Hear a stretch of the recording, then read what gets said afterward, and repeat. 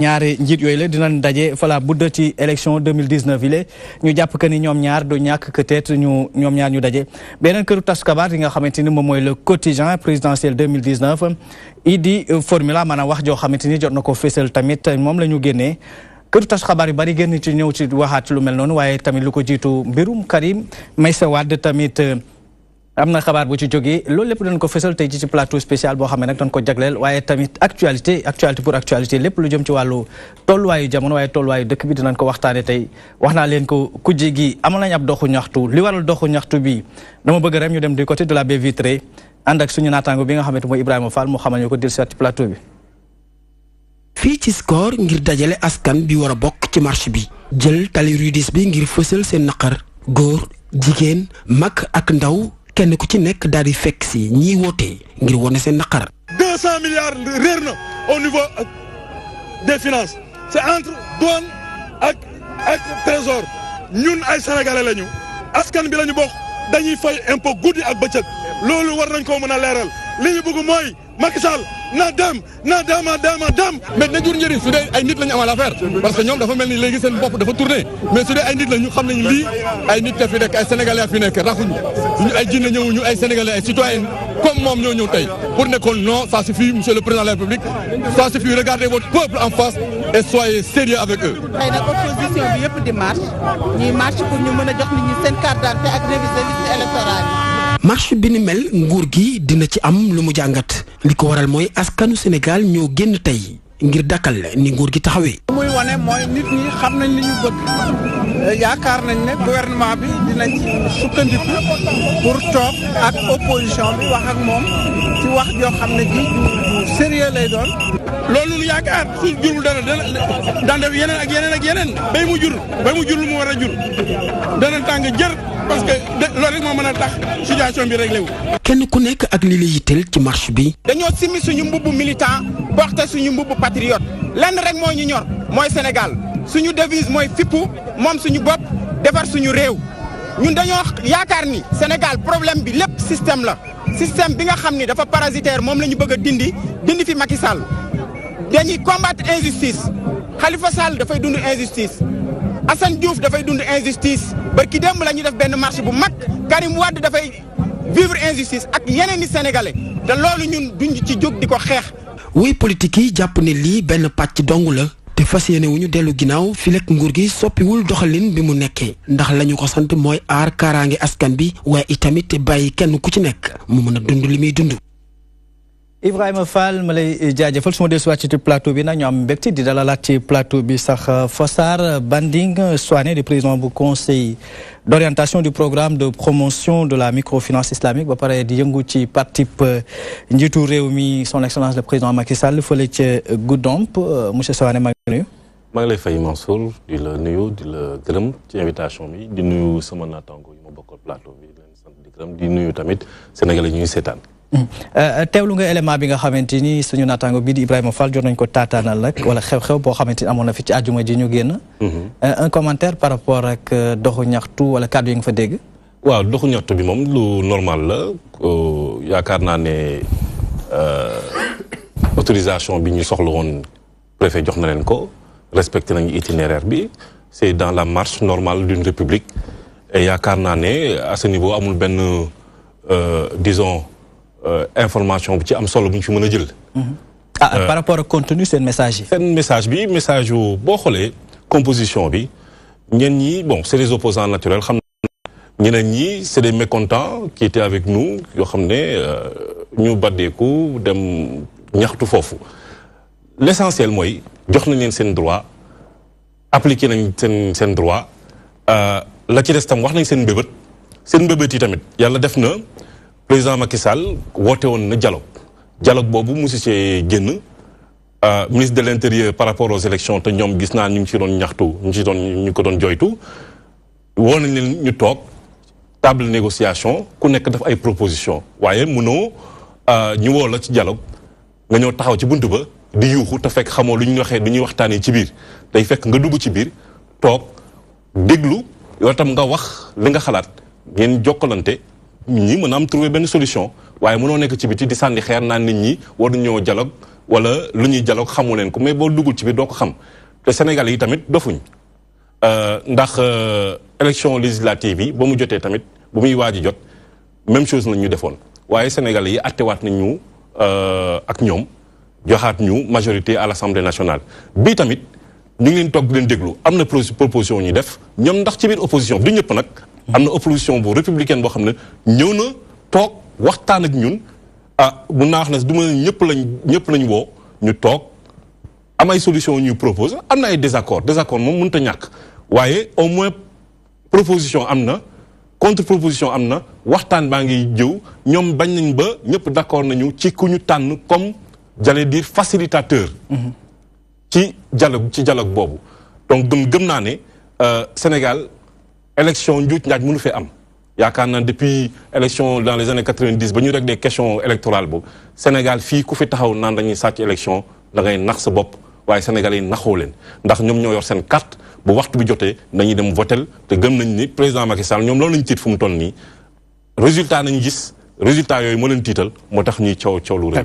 résultat yi moo leen tiital ñu am mbégte di dalal plateau bi Mbacké Seck di responsable bu parti Rewmi président sa Seck ba pare koo xamante ni bëgg na bu baax di xeexal li nga xamante ni lu jëm ci wàllu alam gi la Mbacké maa ngi lay nuyu.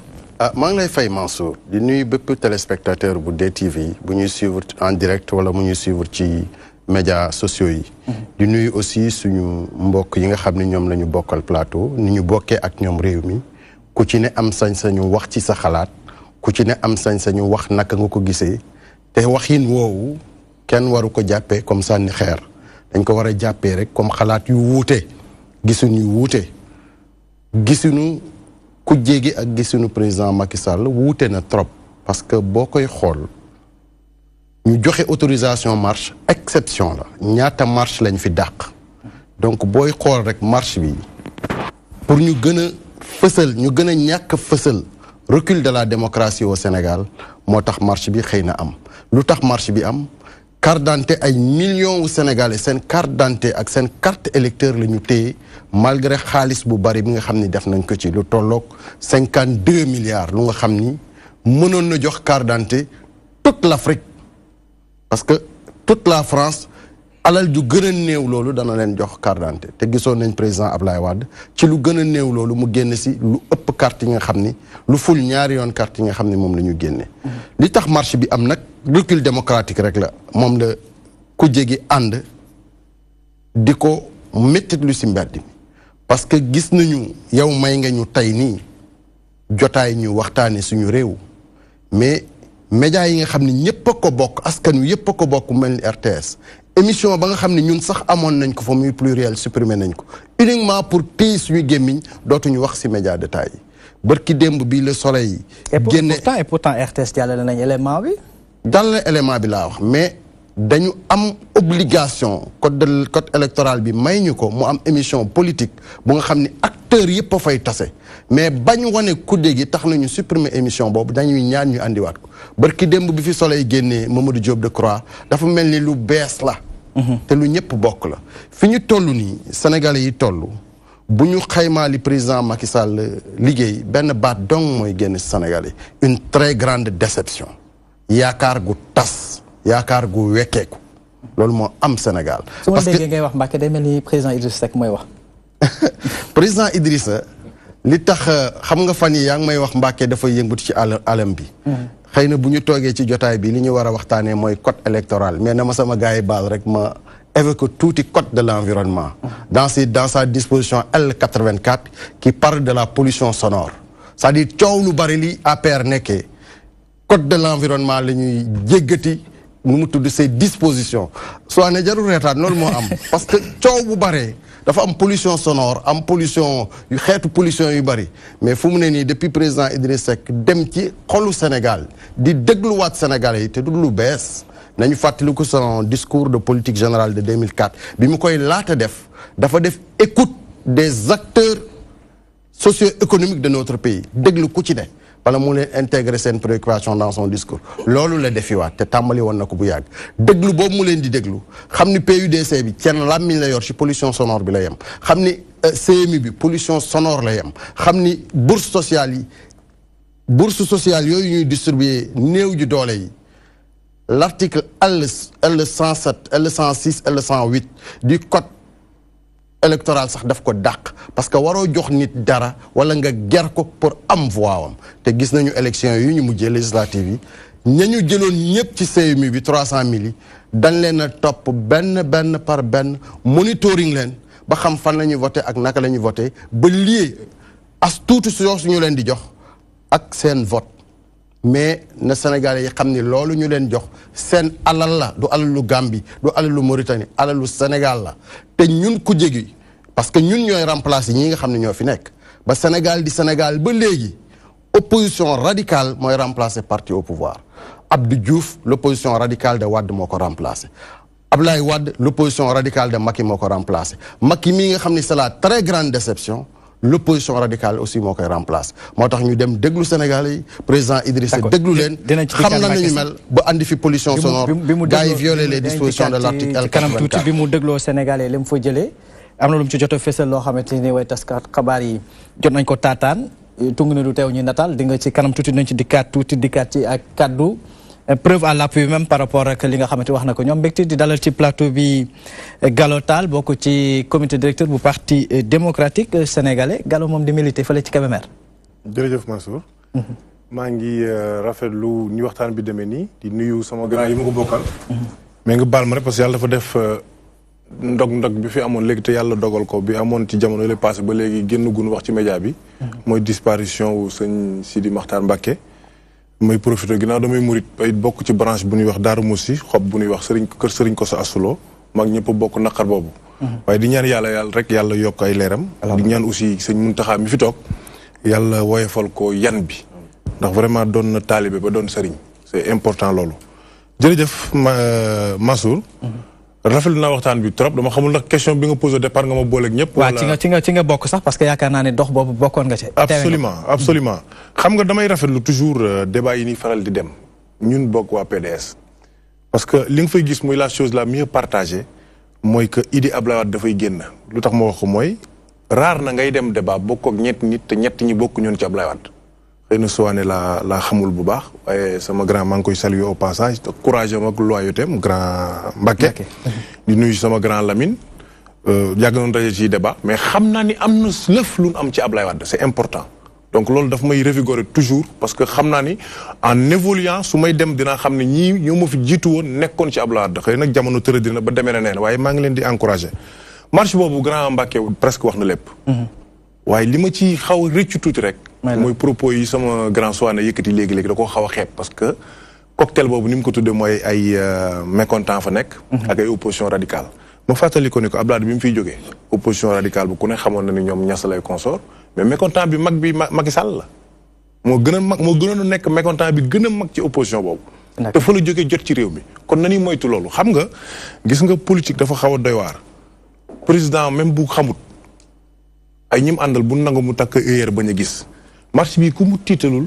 kenn du la tiital pour lan parce que weesu na parti politique yi rek société civile bi mi ngi fi gis nga léegi ñi nga xam ne que ay handicapé lan ñu leen di pousser seen chaise roulante ñuy wax exactement li leen naqari fii li naqari ci réew mi bari na lool mais li ñu ci gën a naqari mooy président dafa jëlul benn jéego pour faj ko jéego bi mu jël mooy jéego doole ji muy wane jéego bi muy jël mooy damay def li te mënu leen ci dara ku ne xam ne avant marche bi 2 jours avant marche bi dafa ni carrément du jël un militaire di ko teg ci ministère de l'intérieur mais ñun ñoom moom Sénégal moom kese moomu ko bu ñu demee ba nga xam ne que amuñu yaakaar ci ñu koy organiser parce que damay faral di wax samay sorti ni Aly Ngouille Ndiaye moo ëpp intérêt Macky Sall pour mu gagner gars yi ne ma lu tax ma ne parce que dafa taq ba fii ku ne xam na ne am na contrat yi fi jot a jaar am na scandale yu fi jaar yoo xam ne mi ngi ci biir comme moom mu ëpp intérêt pour Macky Sall gagner donc ku am Baye Fall bu mel noonu mu nar a teg bakkanam pour nga gagner population bi il faut ñu taxaw ci moo waral ñu génn ni ko code électoral bi fichier bi c'est-à-dire li ci nekk il faut ñu xam ko xam nga dëgg la ñu ngi naan bàyyi candidat sangam candidat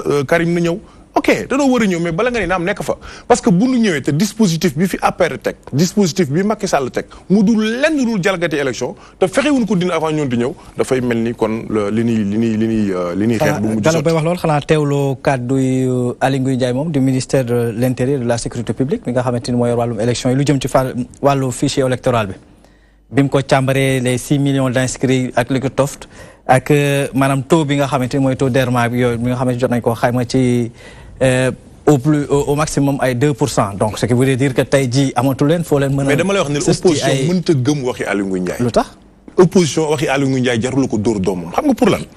gis nga fi Abdoulaye Diallo bàyyee fa la Aly Ngouille Ndiaye jëlee sof buum gi continuer nekkuñu dara ju dul directive yi leen Macky Sall teg gis nga waxtaan dafa neex gis nga loolu muy wax noonu bu fekkoon woon na l'opposition autour d'une table. mais woote na ay concertation pour ñu waxtaanee fichier électoral lay waxee. concertation boo xam ne si yow yaa fabriqué sa propre opposition. concertation boo wootee ci Sénégal.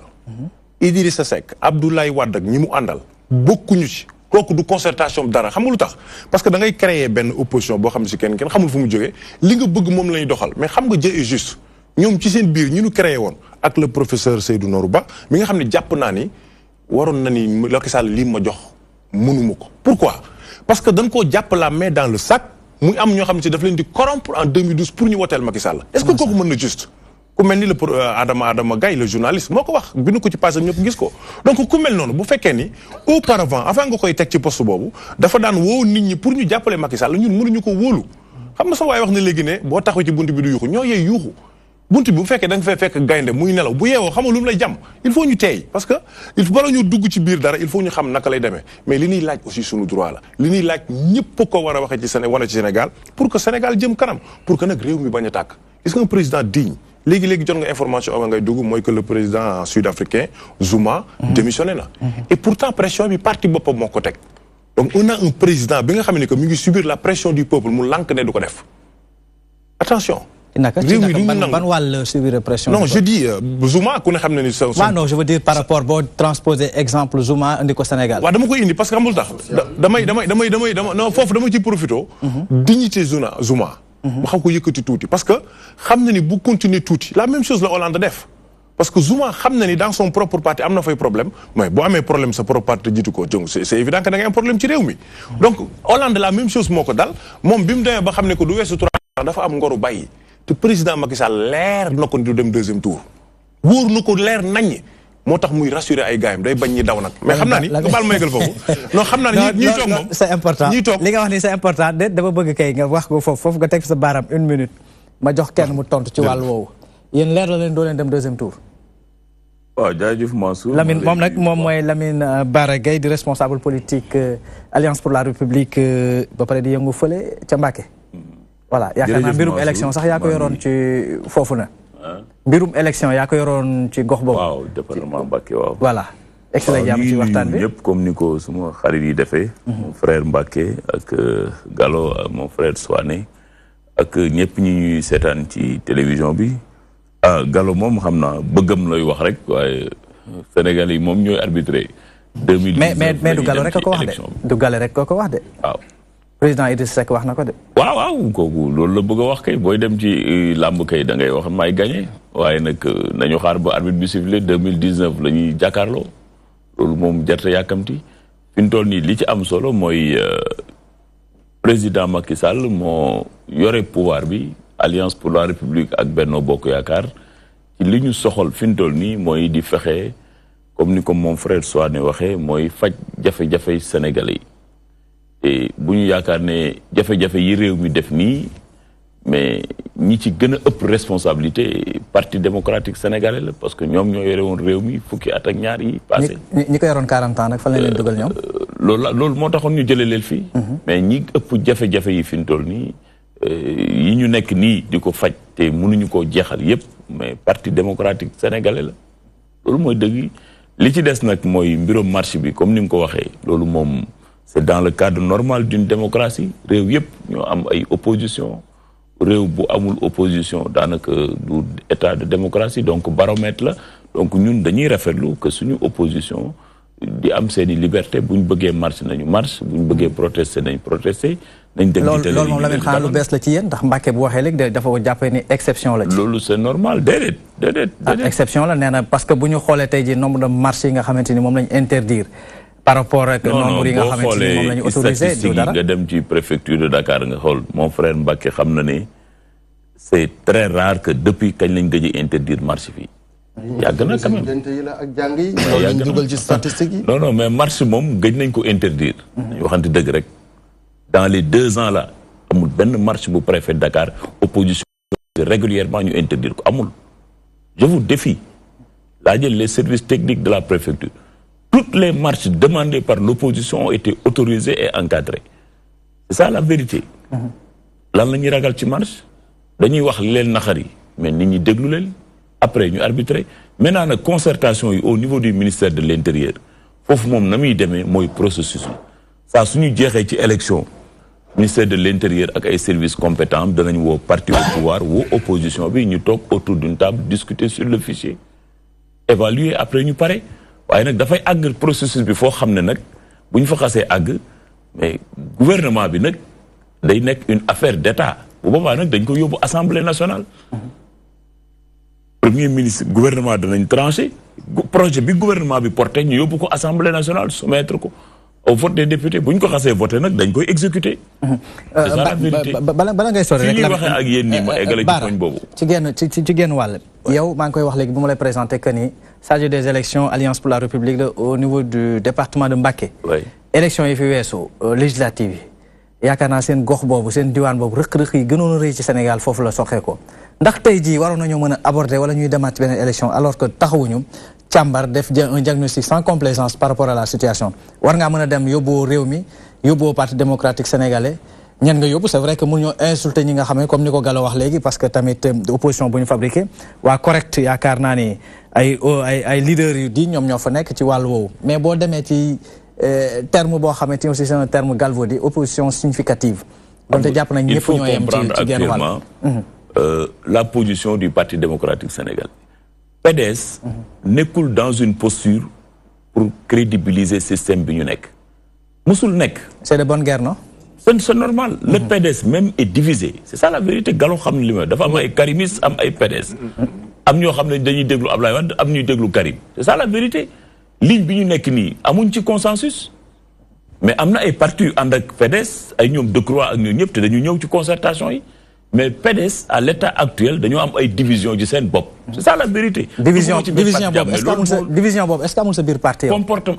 comportement boobu PDS am de division au sein du PDS moom mooy répercuté wu ci seen position. parce que PDS dafa am ñaari direction dafa am direction Ablaye Wade am direction Omar Sarr am direction Karim Wade. loolu mooy état actuel du PDS. loolu la amuñu kuy jël décision. c'est ça la vérité au niveau du PDS loolu nag mooy répercuté wu ci dans leur comportement vis-à-vis du ministère de l'Intérieur. mais nag loolu du tee concertation yi ñu ngi dox normal à l'heure actuelle Mbacké est d'accord avec moi ay experts la ñu désigné de façon consensuelle ñu jóge bitim réew ñëw ñoo audité fichier bi te ñooñu mouvance présidentielle proposé wu leen c'est l'opposition qui les a proposés. quelle opposition ñu ñëw. quelle opposition laa bëgg xam kay ban opposition. opposition en tout cas. opposition boo nga xamante ni bi nga jógee ci législative yi nga xam ne moo jëloon deuxième ci élection yi bokkul ci concertation yooyu la keneen ak keneen tey jii mënoo wax une élection waxu président Idriss Seck mënoo wax une élection waxu parti démocratique sénégalais. non xam nga mënoo wax waxu président Malick Gakou waxu keneen ak keneen donc ce qui voudrait dire que ni consensus manqué na foofu. d'accord naa ne PDS. pilier bu am solo la ci suñu opposition et c'est le premier parti de l'opposition parce que loolu moo wane ci élection législative yi ñu génne ñoom ñoo jël deuxième donc c'est l'opposition parlementaire loolu d'accord naa ko mais dama ne les faits bokkul ak le comportement du parti par rapport au processus le comportement du PDS c'est d'être dans une posture pour décrédibiliser les institutions et ne pas accepter ça loolu mooy pour comportement PDS. d'accord dinaa si desiwaat bala may Fassar bala ma lay joxaat kàddu Gallo moom bëggoon naa xam division bi seen biir parti yéen dégg seen biir parti bi li ngeen di wax lépp ñetti bànqaas moo fa am. bu kii di wax fii kii di jaar fële. bi ma ko déggee damaa jaaxle mais gis nga li sama copain di wax ni mbañ ngaa nga bañ ci njalaxaan nga gis nga Macky Sall day suul ndaanaan. ci naka. malheureusement parce que ndeysaan day fekk de zone de tombe gars yoo xam ne si ki dama grand du ma ko xam dama yàgg débat. boo déggee léegi sax mu dugg ci affaire référendum nous sommes la première formation de l'opposition mais li mu wax da ko gëm. mais fi mu ko waxee moo neex ci référendum bi pourquoi boobu léegi le statut de l'opposition Macky Sall respecté wu ko. c'est-à-dire tu es obligé boo nekkee ak Macky Sall ngay fexe di wax loo xam ne si sa xol lay nekk mais en réalité daf lay Macky Sall daf lay indil problème moo tax ma day suul naa daan. gis nga formation bi mu àndaloon ba gagné ñu Macky Sall bu mag Idrissa Seck nekkoon à ses côtés ak xam-xamam. Thierno Alassane Sall nekk ci Abdou Mbaye nekk ci xëy na difficulté yi sax duñ ci ñëw en réalité même luñ bëgg-bëgg xiif am pouvoir bi xëy na difficulté duñ ci ñëw mais ndaanaan lay bañ day fekk honnête citoyen mu jël ko xam nga sama gars dama ko yërëm parce que xam naa angu maam non si c'est vrai ah parce que xam nga bu fekkee ne yow da nga ni leer na la bërki démb la Arona Coumba Ndoffène Diouf ak Djibril War reyante fii ba Djibril War ni bàyyi na jëlee nay activité am nga bàyyi loolu di waxi PDS te PDS am benn secrétaire général muy Abdoulaye Wade am benn candidat muy Karim Wade est-ce que rôle bi secrétaire général du parti du joué ak bi candidat bi joué benn la Omar Sarr coordinateur la bu fekkee da nga bëgg bàyyi APR ñuy reyante ñëw bëgg a tas suñu parti Sénégal yi lay déglu dañuy xaw a jommi wax nga léegi nii nga baal ma rek ci affaire u marché yi autorisé mais gars li tax nga ni gëj nañu interdire sax loolu vraiment dugg nga ci pax mi quoi gëj nañu interdire lu war a am nga naan gëj nañ ko def ça veut dire que da ngeen cee yàgg yéen ci ngeen toogoon interdiction marche moo dul yoon autorisation yi nga non ma ñëw rek dal leen rek xam nga damay bañ ngeen gaaw a bax xam nga comme commencé gul 5 minutes rek lan demagum te comme affaire bi des na tuuti xaar tuuti rek moom jàpp naa ni bu ngeen dégloo rek yi ngeen dégg li ma bëgg wax c'est-à-dire xam nga loolu tamit exception boobu bu ko ku nekk parti du pouvoir relevé mais xam na nag Sénégal xamuñu fu ñu jëm di ko Mbàkke waxee léegi nan waxante dëgg xam nga bu ne gëj nañ interdire loo xam ne si warta am parce que déclaration lan ñu laaj moom la ñuy def joxe ko ci autorité administrative bi pour ñu bàyyi ñu marche suñu marche donc bu demee ba nangu ne gëj na am ça veut dire que ñun lan doon xeex am na allez-y maa ngi ñëwaat ci yow léegi Fassar par rapport à la question juste lu mu wax noonu boo déggee Lamine Bara di wax loolu interdiction ba mu amee lu tax mu amoon loolu jar a wax le pourquoi autorisé woon nañ leen fii marche ba leen fàttali ko ñu ne leen doo leen dépasser si je me rappelle bien rond-point RTS bi ñu dépassé ñu forcer le barrage bon attention encore une fois les archives sont là la presse bind na fi encore une fois bu ngeen dellu tam préfecture xoolaat itinéraire bi boo leen ko fàttali ko vous avez forcé le barrage boobu ñu forcé woon teggi itinéraire bi ngeen signé woon ak préfet. L'arrêté Ousmane Ngom. Absolument mu waxoon lu leer par rapport à ça xam nga nit ki mbir mi affaire de confiance la. Sénégalais yi du ñëpp ay manifester ñi ñu ngi dox seen i soxla waaye itinéraire boo xam ne définir nga ko ba pare. ñu jàpp préfet ne loolu la yéen tam ngeen ne loolu la ngeen jàpp ngeen déggoo ci kàddu boo ko teggee da ngay lor Sénégalais yi. su boobaa nag yow sa liberté warul tax nga salfaañee liberté keneen. loolu taxoon ñu interdire marche yooyu. beneen bi tamit Gallo am na lu mu wax Mbacke tamit am ci lu mu si junj ci mbirum élection yi surtout ci mbirum fichier bi Lamine wax na ko Union européenne moo financé audit bi bañ sax ñu ne état du Sénégal wala gouvernement du Sénégal moo jël initiative am def ko ñu bàyyi Union européenne mu financé mbir mi.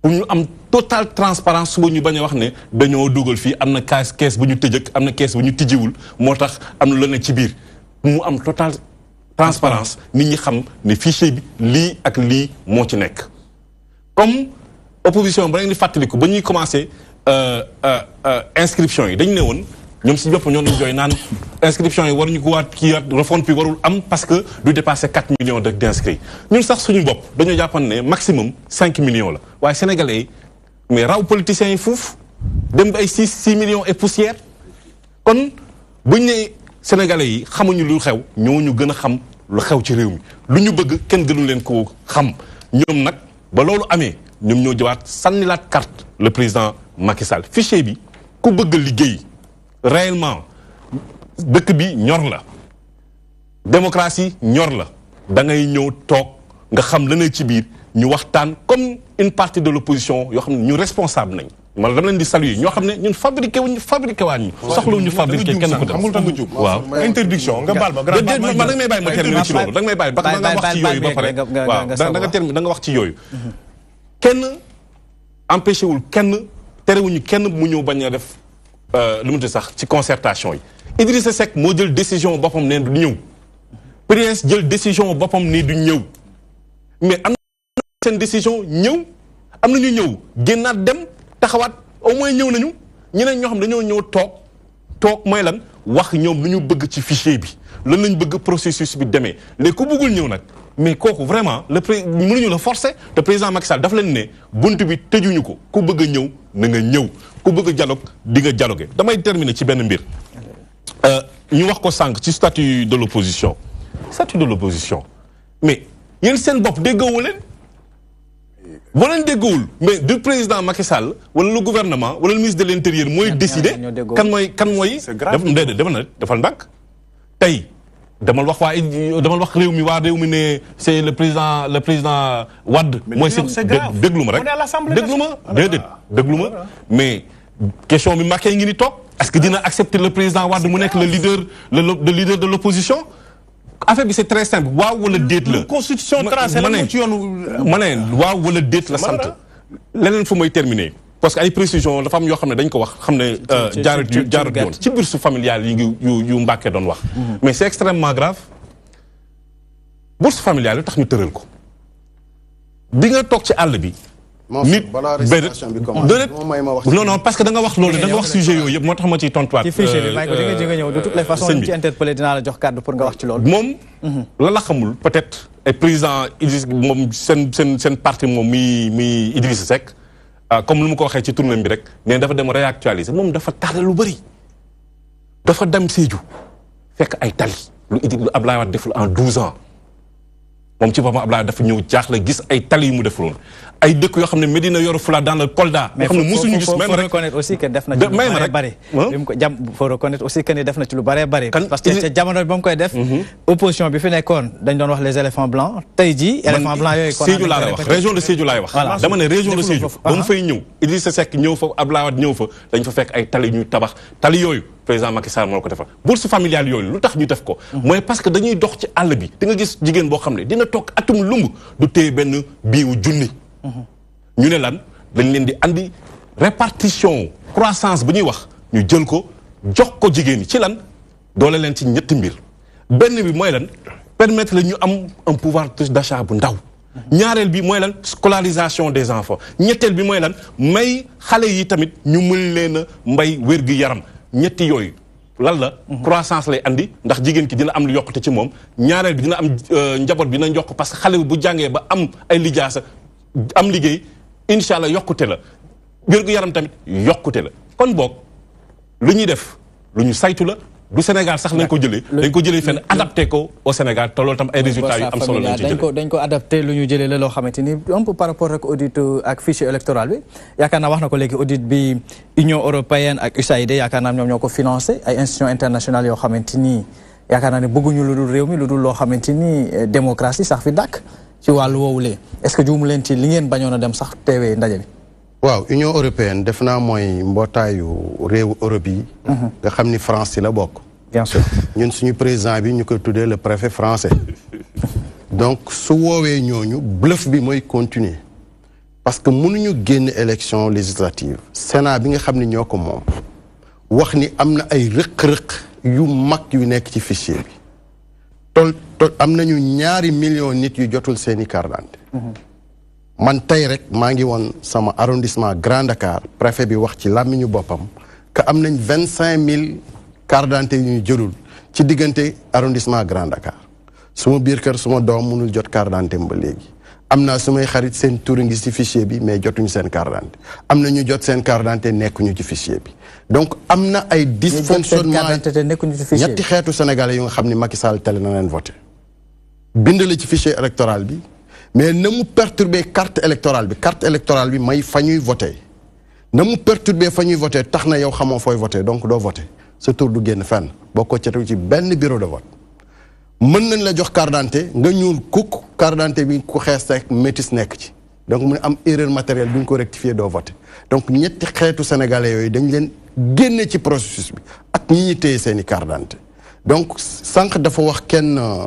mënul sàcc élection Sénégal mais dañuy biaiser processus bi ba bu ñu ci tolloo doo xam nu mu demee naka la ñuy amee réew mu toll ni Sénégal préfet français bi andi ay nu mu tudd ay experts de l'Union européenne ñu ni le fichier est fiable à 98% alors que suñu Sénat page 24 ci seen rapport page 24 lu précis ñoom ñoo won ay rëq-rëq yu bari ci ne te Sénat boobu boo leen xoolee sax seen part dafa leer ba ñu war leen mun a récuser gestion processus électoral bi dafa nébuleuse production carte d'identité yi scandaleuse donc loolu la Sénégalais yi di dund ak président Macky Sall te gis nañu ko wax nga léegi Bara Gaye bu nekkee ni ko Gallo waxee am Touba jar na scandale Fatick seeni carte d'identité dañ ci jot Fouta dañu jot seeni carte d'identité le consul bi nekk France nit ñi fekk ko muy trier carte d'identité yi di ko jox waa APR ñu jàpp fi ñaari xale fii Barthélémy Dias jàpp leen ñu jore mbuusu carte d'identité Mbacké li ngay wax nii c'est très grave de. non loolu ay vidéo la xam nga dañu wax. non ça veut dire que ni li nga wax Fatick dañuy jot. totalement dañuy jot. nga dem ba ni bitim réew sax am na ci fo gox yoo xam ne dañuy jot alors que am ñoo xam ne ñu ngi am problème loolu discrimination la boo xam ne. mais bu ëpp Gallo mi ngi wax sànq que Aly Ngouille Ndiaye dafa remplacer Daouda Diallo mais lu tax ñu andi Aly Ngouille Ndiaye parti yi am problème sànq yaa ngi koy tudd mais ku ëpp problème ci parti APR ñetti faction ñoo nekk biir APR di xeex ñetti faction ñoo nekk biir APR di rayante pour wàññi rayante boobu benn faction bañ a ëpp doole si dañu andi Aly Ngouille Ndiaye yaa la querelle de leadership total entre Abdoulaye Daouda Diallo ak Amadou Ba tout le monde sait ça le groupe Foutanké a un problème réel de leadership le groupe Fatikois à la tête duquel il y a Cheikh Kanté ña ngay rayante seen biir le clan de la première dame ña ngay rayante seen biir mënuñu permettre nag Abdoulaye Daouda Diallo ministre de l'Intérieur qui est une posture qui peut amener à la présidence de la République parce que dafay am ay ambition moom ci boppam parce que yoon bi président de la République Macky Sall jaar fa la Abdoulaye Diallo teg tànkam donc Amadou Ba ak ñeneen ñi duñu nangu koo am ambition ni ñoom continuer gérer ministère de l'Intérieur et kii wax na ko tax ripp ci pétrole bi dina tax nga bëgg régime bi continuer bourse familiale yi ñu joxe nit ñi di ci fëgg dënn mën nañu joxe lu ëpp loolu 100 000 francs la ñuy joxe mën nañu joxe 4 fois plus dëkk bu am pétrole lañ léegi ak gaz bi Sénégal ndóolee dara amu fi bekkoor am fi sécheresse am fi université fees bay tuuru ku am diplôme doo am foo liggéey fonction publique bi ñu koy dégraisser enseignants yi jëluñu leen intéressé wu ñoon France taluñu ñoon faale wuñu mais ba ñu déggee pétrole ak gaz waxuma sax dañoo ñëw président moo sol dàllam dugg avion fekki Macron France signé lépp loolu lu mu andi ministre am bu démissionné gis nga li ñuy dund fu mu nekk nii ay signe de fin de règne la xam nga nguur guy jeex dafa am ay jàngat yu ciy nekk te loolu ñu ngi koy gis dikkaat sax parce que sa njiit premier ministre parti am na lu mu wax te bëggoon naa loolu moom xam naa ni Fossard ak Lamine il faut que ñu tontu ci wàllu woowu que ni Macky Sall n'ira pas au second tour si les populations traduisent en acte leur désenchantement maanaam li nga xamante ni moom bilan mi parcours bi mu jot a defagul ci bi mu demee dajeek Sénégalais yi li mu gis ci biir réew mi bu dee traduire nañ ko concrètement li Sénégalais yi di yëg que ni le président Macky Sall du egg deuxième tour. waaw xam nga président bu amul vision pour mu amaat mandat dafay jafe. yoonu yokkute nekk fi. yoonu yokkute ñaata weer la daw. li ko fal mooy yoonu yokkute. mais première rek la ci dugal xam ni yoonu yokkute bu dem. mu demaat saaxay xaalis bu bari pour plan Sénégal émergent bu nga xam ni techniciens yi mel ni ñoom Souané ñoom Bara Gaye ak ñii Sénégalais yi mënoon nañ bind lu ëpp loolu nga xam ni copier-coller la PSE am na Gabon PSE am na Congo PSE am na Sénégal donc amul benn nouveauté. vision président de la République bu Idrissa ne dafa yem Diamniadio boo étendre Dakar vers Diamniadio foo koy yóbbu loolu du vision ñàkk vision weesuwul dëkk bu am benn stade nañu yem rek si transport parce que ñoom seen référentiel yëpp lamb la wàccaca tëgg dënn combat loolu mooy seen référence ba ñu créer arène nationale naka ngay créer arène nationale ak 32 milliards dans une zone bu nga xam ni depuis 1956 tubaab yaa ngi koy protégé muy cette zone du technopole c'est une zone non édificandi zone humide protégée par la convention de Ramsar du 2 février 1975 nga tabax fa arène nationale buy jar 32 milliards dem Diamniadio tabaxaat fa Dakar Arena même dans le nom dans la nomination da ngay dem confusion arène nationale Dakar Arena def fi 32 milliards def fi 15 milliards Sénégal amul deuxième stade homologué. Léopold Senghor. Léopold Senghor match génération football ki démb bu ñu suspendroon suñu gaynde yi bala ñuy dem coupe du monde amatuñu fu ñu footballé parce que on n'a pas un second stade homologué est-ce que doo dajale ñaari financement yooyu yóbbu def Diamniadio un grand stade qui est à 10 minutes de l'aéroport qui est à 15 minutes de Saly qui est à 15 minutes de l'ensemble de ces terrains d'entraînement loolu mooy vision président Macky Sall amul vision te dama ciy continuer aérodrome Fatick bi muy nekk premier ministre dafa muré 8 kilomètres diggante Fatick ak Ndaxonga def fa aérodrome de Fatick qui est à 40 minutes de l'aérodrome de Kahone à Fatick et qui est à moins de 1 heure de temps de AIBD tey boo fa demee nii aérodrome boobu muré woon xëy na moom moomoon entreprise bi ko doon muré salin la xorom lañ fay bay ak centre d'épuration la ñuy gas foofu ci fu mu doon calculer woon aérodrome ba ca biir Fatick bi muy defar le plan de Fatick di toppandoo la Idrissa def Thiès ay palmiers en plastique la planté à l'intérieur de Fatick kooku amul vision. Gallo baal ma loolu la Sénégal yi rendre compte Gallo un peu par rapport ak yaakaar naa ne interpellé nañ la ci fichier bi ak ci tolluwaayu réew mi parce que tamit kàddu yi ku ne mi ngi fëgg dana ni lii du man maa ko jafe-jafe ngeen nekk man maa ko fi mën a jëlee.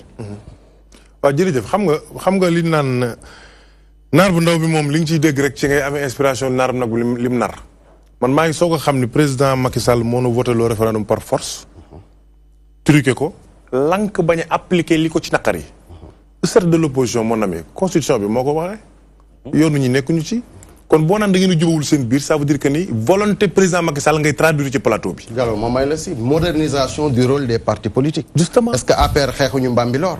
est-ce que APR xeexuñu. dama ne ak ay gànnaay seen bopp. toog leen ma parti ñëw au pouvoir mais yow Mbacké qu'est-ce qui vous empêche nga ne yow Ablaye Wade mooy leader opposition bi wax ko. ma ñëw dara dérangé wu ma. mais wax ko na jàngal na ko nañu président Idrissa Seck wax. ma ni Idrissa Seck na ko wax. na ko Malick Gakou wax. dara ci moom. na ko wax mais defu ko. ñaam na ko wax. gis nga un état il faut qu'il se respecte aussi. c'est-à-dire li ñu bind noir sur blanc sur la constitution Macky Sall warut a xaar Idrissa Seck di ko wax. moo nu yóbbu référendum voté loo ñu. moo nu yóbbu référendum def ci le statut de l'opposition. bu ko Sonko nekkoon dañ ko war a respecté. jox ko ak ay gëddaam. yàlla dogal na ne Abdoulaye du muy bind. na ko bind. non gis nga c'est-à-dire bind ko parce que Tanor dafa bind pour ñu jox ko HCCT. justement xam nga heure bu ngeen waxee. parfois bu ngeen waxee da ngeen di dugal le président Macky Sall bu wér a wér parce que xamul tax mais les nouveaux droits ci référendum bi la bokkoon. ministère du genre. lu ko waral 16 points la bokkoon. booy xool ci foofu la jógee ci 16 points la bokkoon. et pourtant Macky Sall respecté na parlom foofu ba def ministère du genre ñan la ko defal moo xam. di leen creuser pour xam nan la. waaye mais bu fekkee ni mën ngaa fexe ba le genre nga respecté ko ci pays bu mel nii. waaye mais le chef de l'opposition doo ko nangul ki ko doon. jox ko li nga ko war a jox ko li mu war a am lépp. defoo ko si le 25.2 les ressources naturelles au peuple. justement pétrole bi ak gaz bi génn. si ci am xaalis rek c'est avec son frère. ñii ñoo doon bañ référendum bi. non tey ñoom ñoo ko porté. sant yàlla la non porte attention yaa ngi juum point yi wax ni ñu ne ay tour lëndëm la woon Macky Sall yaa ngi juum ñoom ñoo koy défendre. non défendre ko de félicité. non défendre ngeen di félicité. non défendre nga bëgg ko. yaa ngi juum merci beaucoup. parce que ñun défendre ko mais li tax ñu doon voté le non loolu ngeen di def. muy lan. très bien xam nga bu ne voté le non c'est parce que nee nañ leen président bi daf ñuy nax sénégalais yu ci bari xëy na gisuñu loolu mais bu ñu demee ba nga xam ne que loolu nag ça saute à l'œil nu du dara lu ñuy vérifier loo xam ne da nga koy gis carrément mais nag am nañ droit taxawaat lan doon défendre ñu wax leen ni lan bu ngeen defee woon nii du demee noonu. c'est pas une question de défendre benn référendum wala dara. li ñu doon défendre mooy point yi nekk ci biir c'est sûr que ni mu war a doxee du ngeen ko respecter.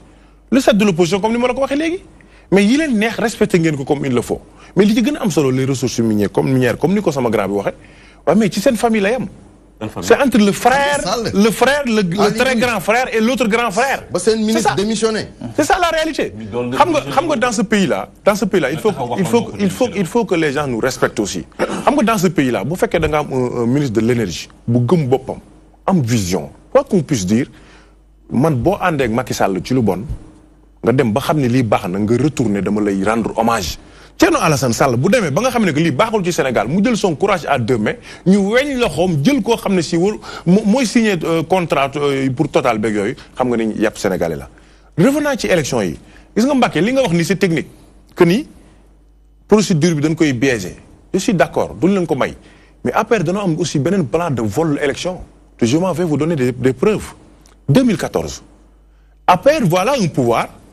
bu fekk ñaari mbir yu moomul mu jël ñaar yëpp maintenant sukkandi sur ces magistrats corrompus pour buñ partager la proie en deux jox ko benn je m'en fais vous donner des preuves en 2014 diggante Braya ak Aïssata Tall Sall fépp lañ ñàkk danoo ñàkk Matam ñàkk Ndar Podor mais il faut ñu jël góofandoo yëpp pour atte am bi atte amee li lañ ci neex mooy fa leen ñor fa goro bi dëkk il faut mu am ko nun def xañ Braya moo tax ma naan Baraya vraiment le maire élu c'est lui mais le maire nommé c'est qui nous pose problème ndox bi Mansour Faye. Baraya moom ngeen ci jamono ji ngeen bëgg loolu dinaa ci ñëw xam nga man par contexte laay wax bi dama la jox date dama naan la 2014 yooyu yëpp dinaa ci ñëw man je suis le PDG de mes actions. lu ma wax dinaa ko assumer te bu ma laaj ma wax ci lu leer. ironie du sort bu ma def lu leer. gis nga loolu ma wax noonu dama bëgg wax ni système bi ñu am pour sàcc. deuxième point bi mooy fi Lamine Bara Gaye nekk. Mbacké mais gis nga bi ñu bëggee sàccaat Ndakaaru dañ ni Touba la fa xew jaarul yoon profito ci pour jël élection électorale Dakar bu Khalifa Sall xam nga lu ci jublu woon la xewoon 2014 xewaat na mooy lan quand la justice tranchée il faut ñoom ñu am benn alors que moomuñ ci benn est-ce que xam nga fi mu bëgg a waxee dama xam ne Sénégalais ak may déggum de c'est-à-dire ñaar yëpp moomuñu ci benn lewu leen ci mais il faut ñu guuf comme dañoo am doole di bëre il faut ñu jàpp lépp pour bëgg bu justice tranchée jox leen benn Mbacké ku ne xam ne ni bi ñu fa gagné Moustapha Cissé Lo moo jëkk a wax di wax waxi recours boobu ñëru leen mais li ñu bëgg mooy teg tànk Ndakaaru bàyyi ñoo Mbacké encore que la waroon a xew Mbacké bu fa amoon comme ni mu war a amee xam ne ni liste parti démocratique sénégalais député yi dinañ gën a yokk donc pour vous dire que dans ce pays lépp ñoom ñu def xam waaye élection législative ak élection municipale bokkul ak élection présidentielle parce que élection municipale fi nga nekk Mbacké mën na la bañ a neex lu muy doon sa mag nga ne Lamine Bara Gaye dëgg la ma nga ca Macky Sall mais xëy na am na fu ma jaar ak moom élection yi ñu jëm ñaari kan la mooy le président de la République et son peuple chaque président doit éviter d'avoir des problèmes avec son peuple gis nga un problème avec l'opposition ça peut se régler autour d'une table mais malheureusement Macky Sall a un problème avec son peuple actuellement fa nga nekk amoon ndox loolu mooy dëgg ñii ñëpp kenn amu ci ndox fa nekk beneen affaire gis nga bukki bi ñu mattoon un ami me disait mais Gallo bukki bi leen mattoon matt na Macky Sall mu ne ko malheureusement c'est pas le cas ñun bukki bi nanga naan danoo matt mais yow mag bukki bi da ko lekk. Lamine Bara wax na fi jox na fi exemple ba tudd gox boobu nga xamante ni foofu nga bokk ñu bari jàpp ne tey jii kàddu président Idrissa Seck yi li koy gën a crédibiliser mooy tey jii xam nañ ni que ni fii nga xamante ni mooy Ndakaaru le tiers de l'électorat national muy fi tey jii boo leen fi ñàkkee fii nga xamante mooy Ndakaaru ñu gis li nga xamante ni score bi nga xamante ni buñ ko waxee rek li ngeen rombee maa ngi ko taxaw Sénégal. eggul foofu tey jii buñ leen yóbboo deuxième tour da ngeen koy ñàkk moom mu jàpp que ni noonu stratégie la boo xamante ni ce n'est que de la poudre aux yeux boo leen Solomon sénégalais ni da ngeen dugal recours fële nga xamante ni mooy ca Mbacké alors que tel n'était pas le cas fii ngeen bëggoon. non Mansour yow gis naa sax sa titre bi lii de Macky en danger. dañuy laajte rek c'est une question. waaw il y a un point d'interrogation. déglu ma rek ma wax ci sama xalaat. dama ne la. même bu ñu demoon tey élection présidentielle ñaanuñu ko yàlla. Macky Sall ñàkk élection yi keneen gañu ko mais où est le problème Macky Sall a tout le mérite.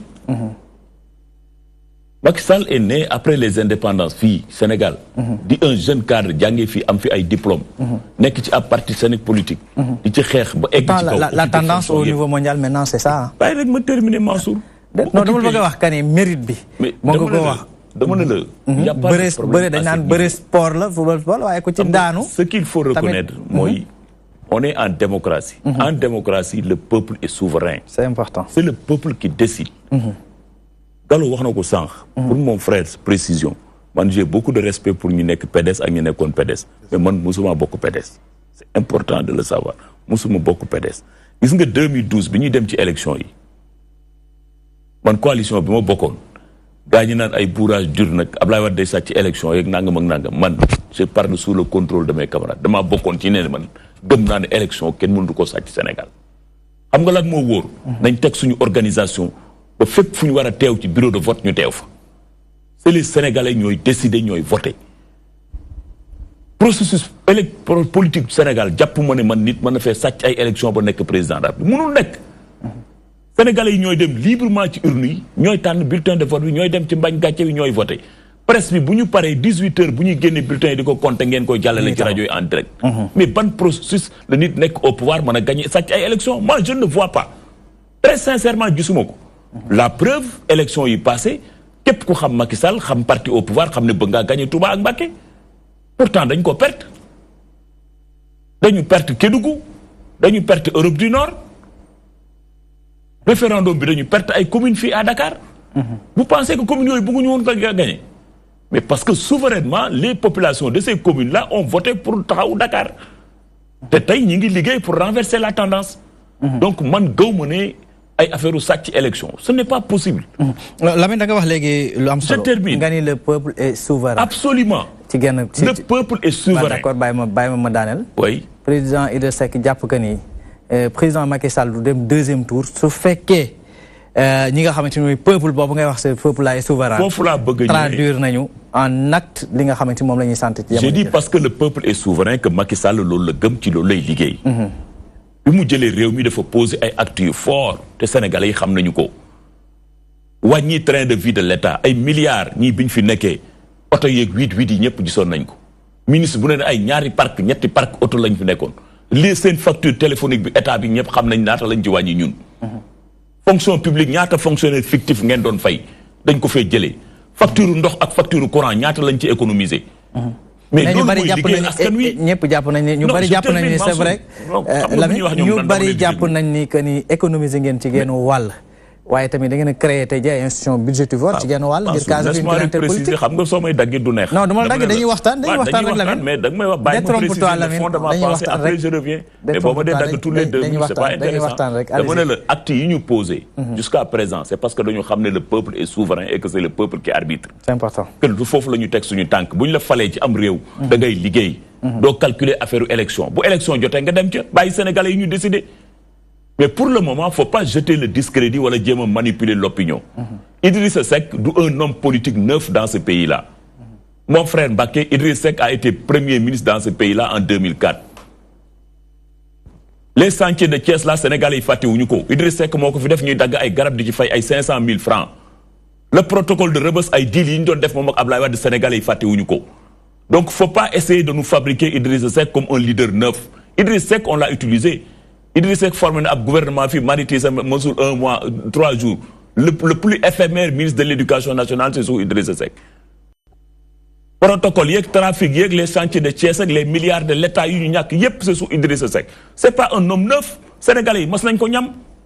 La preuve, il est président du conseil départemental de Thiès. Nañ ma wax depuis qu'il est élu président de conseil, il n'a jamais présidé une réunion de président du conseil départemental de Thiès. Il a été maire de Thiès, le plus grand maire absentéiste de l'histoire de ce pays. Mais quand Japonais, bu ñuy dem élection, ñun on a de quoi proposer. Notre président a été ministre, a été maire, a été directeur général, présenté un programme sénégalais yi wóolu ko mu fal. Tey il est président de la République ci loolu lay liggéey. Bu ñu demee ci élection maintenant, mais sénégalais yi ñooy arbitrer. Mais man jàpp naa ne ñun waa APR ak waa Benno Bokk Yaakaar amuñu gàcce pour xool Sénégalais yi pour dem demander un deuxième mandat pour Macky Sall. Parce que li ñu def ci réew mi nit ku nekk ku dox ku ne mën nga ci teg tànk. ku dox ku ne koo xool ak bët mën nga cee gis le réaliser. ñaata kilomètres autoroute lañ fi fekkoon en 2012 tey ñaata lañ ko yóbbu. école yi carte scolaire bi fan lañ ko fekkoon tey fan lañ ko yóbbu. jàngalekat yi fan lañ leen fekkoon fan lañ ko fekk man jàpp naa ne gouvernement bi war na continuer def ay efforts. Je suis d'accord sur ça. Mais il ne faut pas dire aussi qu'on n'a rien fait. Je ne pense pas, Mbacké. Il faut pas avoir cette démarche ni liste aussi. Les projets de Diamniadio, mais ligne fi def ak néew quand même amna solo. Depuis combien d'années lañ doon wax deuxième aéroport du Sénégal? Regardez la situation de l'aéroport. À quelle situation on l'a trouvé conflictuelle avec Saoudi Ben Laden, avec des avenants, des pertes de milliards. Le président a donné des instructions. On a repris l'aéroport. Aujourd'hui, les avions se posent et décollent correctement à AIBD. Mais ça, c'est à l'actif du Sénégal. Et pourtant, beaucoup parlent d'un gouffre de milliards. Au plan diplomatique, la carte diplomatique, là, c'était du bamboula sous le PDS. On a reconstitué la carte diplomatique du Sénégal. Bademba siège du Conseil de sécurité des Nations Unies. La diplomatie au Sénégal est devenue une référence au Macky Sall. D'accord, c'est devenu une référence. Ça, il faut le reconnaître également. Balma rek ma jël mbokku téléspectateur bi nekk ci ligne bi. Allô, salaamaaleykum. Waaleykum salaam wa rahmatullah. Sëñ bi noo tudd ak foo ñu woowee. Man la honorable député Mor Kane. bokk Europe du Sud. Ah, Europe du Sud foofu nga ñuy woowee fi mu toll nii. waaw excellent ak jàmm. Ce sont les Sénégalais de la diaspora. waaw dama bëggoon a participer rek émission bi. excellent ak jàmm. waaw léegi dafa am rek loo xam ne suñu collègue yooyu maa ngi leen di nuyu. di la sargal. di nuyu mboolem téléspectateurs yëpp. di la xam ne rek maanaam li am suñu ko waxee. Macky Sall du mën a dem du mën a rëcc premier tour. parce que boo xoolee consulat yi nga xam ne ñoo nekk ci àdduna bi yëpp ay neer de bandum dong la fa def ay mbokkam ñoom la jël pulaar yi la jël dugal foofu te loolu yaakaar naa du luy doxal administration administration dañoo war a seet képp koo xam ne mën na ko te yelloo ko ñu jox ko beneen bi ci topp jabari ambassade yi nga xam ne ñoo nekk ci bitim réew ak consulat yi 500 000 francs la leen daggal salaire par mois te yaakaar naa ne loolu bu fekkee kasar boobu Mbaragay moom li ñuy wax ñoom ñooy kasar alalu réew mi suñu xoolee directeur poste def na meeting boo xam ne bi 100 millions lañ ci vrai di kasar alalu réew mi ay autoroute de péage autoroute président Abdoulaye Wade bi mu ñëw fekk fi benn autoroute parce que 40 ans de règne de parti socialiste réew mi dafa yàqoon dëkk bi yàqu bi Abdoulaye Wade yooyu 12 ans yi tey ku fi ñëw ci Sénégal da nga liggéey président Abdoulaye Wade moo ne travail toujours travail beaucoup de travail loolu da koo def ci réew mi ba def ko ci xel réew mi yee Sénégalais yi andi fi carte d'identité numérisé andi fi passeport numérisé kon nag réew mi ñun ñëpp dañ koo bokk élection yi dañoo war a def transparent lépp jaar ci yoon nga xam ne ñun képp ku mën a doon boo liggéey lépp bu jaaree ci yoon ku gagné ñu ne la yaa gagné bàyyee la sa nguur nga def sa nguur statut de l'opposition dañ ko defoon dugal ko ci référendum biñu demee ñun dañoo wote woon non mais population bi ci lépp boppam suñu wotee na way la ëpp ci population bi doo ko dindi da ngay ànd ca loola kon nag du ñu dem opposition bi du dem di consulter moroomu opposition dañ ne statut de l'opposition ki raw na ka ca topp ca xanaa kon ñun rawee boobu war ñu nangu na ñoom ñooy parti de pouvoir boo nangulee sa bopp na yow yaa raw war nga nangu sa moroom itam te kii moo topp ci man nga jox ko la mu moom parce que statut de l'opposition dañ ko Sénégalais yi ñoo ko wote li ëpp ci Sénégalais yi wote ko kon dañ ne kooku PDS moom statut de l'opposition boobu te boobu ba léegi ñu ko téye nangu leen ko jox loolu rek laa amoon di waa Europe de l'Est ci lu gàtt damay daaneel rek sama gars yi dama leen di déglu ñu wax lu yàgg man du ma leen di dagg non yaa ngi wax boobu ba léegi nag côté boobu ñu d'accord ci Lamine yaa ngi wax boobu ba léegi xam nga lii mooy démocratie waaw c'est important xam nga wax na point de vue am mais on est d'accord mais bu ñu demee élection ñu xool moom fa mu nekk ba xam PDS moo fay gagné wala Macky Sall moo fay gagné c'est aussi simple que ça affaire bi loolu rek la. man démocratie la nañ bàyyi ñëpp ñu exprimer librement. man waxuma ne sous Macky Sall ak gouvernement bi. tout est rose tout est beau non. d'accord on l'a jamais dit ci lu gàtt da nga peindre leader ki nga xamante muy Idrissa Seck déjà un leader absentéiste su ma juumul si je le prends au mot. absolument j'ai dit je le reprécise sur ça. une minute Idrissa Seck ñun faut pas tomber sous ce terrorisme wala de dualité entre Idrissa Seck et Macky. on n'est pas ñun à la paix dans une posture de dualité. Et pourtant l'actualité fait croire que c'est ça. Mais non, c'est la presse, avec tout le respect qu'on a pour la presse. Mais demandez nous la position de la paix. Au moment où présente vraiment les leaders, les plus en vue, tu dit, ils les mettent entre guillemets. Mais nous, on n'est pas dans une posture de dualité. Demandez le Idrissa Seck. Ce que j'ai dit, Macky est d'accord. Idrissa Seck n'est pas un homme neuf. Sénégalais, je t'en prie, Lamine, allez-y. ci lu gàtt rek. baal ma rek bala ngay kii ma jël mbokku téléspectateur bi nekk ci ligne bi allo salaamaaleykum. waaleykum salaam na ngeen def. ñu ngi sant yàlla bu baax. alhamdulilah. sëñ bi foo noo tudd ak foo ñu woowee. Grand Mbao. Grand Mbao egsi ak jàmm ci li ñuy waxtaanee. waaw alhamdulilah maa ngi leen seetaan sax. instant bi. waaw noonu la waaw débat bu intéressant la bu intéressant. dama bëggoon ñu relever ñaari kii rek ñaari point. ban ak ban. mooy débat bi dafa xaw a penché d'un côté trop subjectif. yaakaar naa ne ils ont intérêt à être objectifs des deux côtés. Des deux côtés, objectivité. Des deux côtés. Doit être objectif dans les analyses. C'est important pour les Sénégalais aussi. Certes, jotuñu def mooy gouvernement bi jotul def lu bëri. Mais am na ay réalisations quand même yi nga xamante ne Sénégalais mënuñ ko fàtte. Des réalisations importantes pour le pays. Par exemple boo jëlee social bi tey on est sur la même lancée que la France, un pays qui a un modèle social. Président lu mu jot si lu mu jot a def si social bi mooy par exemple les bourses buñ ko fàtte, c'est très important pour un pays pauvre. Ak wàññi loyer bi, le gaz, les produits de première nécessité, loolu am na solo. Mais également on a des difficultés, il faut le reconnaître. Par exemple tey dans le monde de l'éducation, il y a un défi à relever. L'éducation. On a l'éducation. C'est un point important pour un pays. Il faut davantage réfléchir sur l'éducation, parce que bu ñu bëggee développer il faut axer nos priorités sur l'éducation et la formation. Le président mu ngi si def dara mais quand même davantage. Parce que aujourd'hui les marches les agitations yu gis ci télé bi ci à Thiès un peu partout dans le pays quand même ça doit donner à réfléchir. D'accord, ça doit donner à réfléchir. Donc, donnons cette matière à ceux qui sont sur le plateau. Mon très cher, baal ma rek waxtu yi dañuy xaw a dab ci genn wàll dañu bëgg ñi nekk fii di am primauté bi. Mbacké ci lu gàtt rek un peu par rapport ak yow Lamine wax na ko léegi le président Idrissa Seck mu bu ñu fabriquer nit ku bees moom xam na ko déjà un leader boo xamante ni fa mu nekk ci genn wàll la fa war a def sax defu ko fa. waaw xam nga da ngay gàddu Sénégal. président Macky Sall le chef de l'APR son excellence pour sama gars yi kontaan.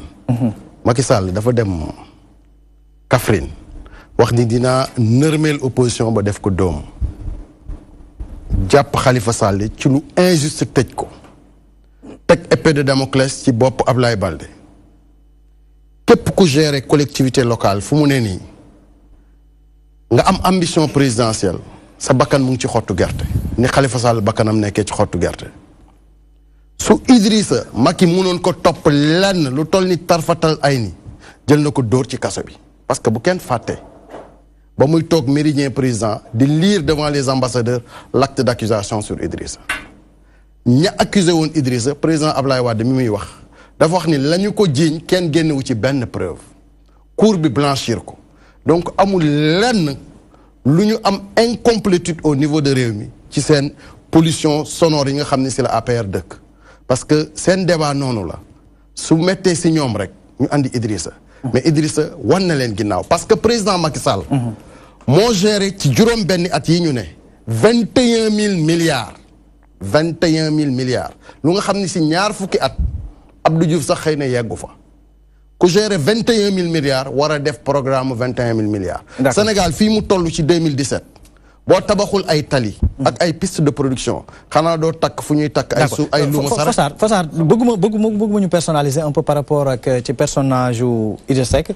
mais ci genn wàll pourquoi moom en quoi le président Idrissa Seck dérangerait-il dama gis souvent ces sorties ça fait l'effet d'un séisme non surtout damay gis gars yi ñu ciy wax commenté da nga ñeme ay moo yu rëy séisme waa day yëngu damay gis au niveau de l'APR dañuy yëngu dañ ciy wax dellu si waat passé ma ngi gën xamul est-ce que te damay gis keneen ak keneen di wax te du demee noonu waaw xam nga j'emprunte le mot de Gallo non de son candidat de son candidat Karim waa jooju moom nee na 0+0 ak yooyu man kooku dama koy mos a multiplier par 0 te dama ca xaw a muy merte waa sama ñu ma àndal mooy waa APR. kon da nga juum dama leen mos a mere lu tax.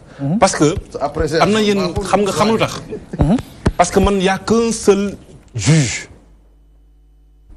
dëkk bi mooy le peuple. il est souverain. le peuple depuis élection 2007. mu ngi wàññi la mu doon sàndil carte Idrissa Seck.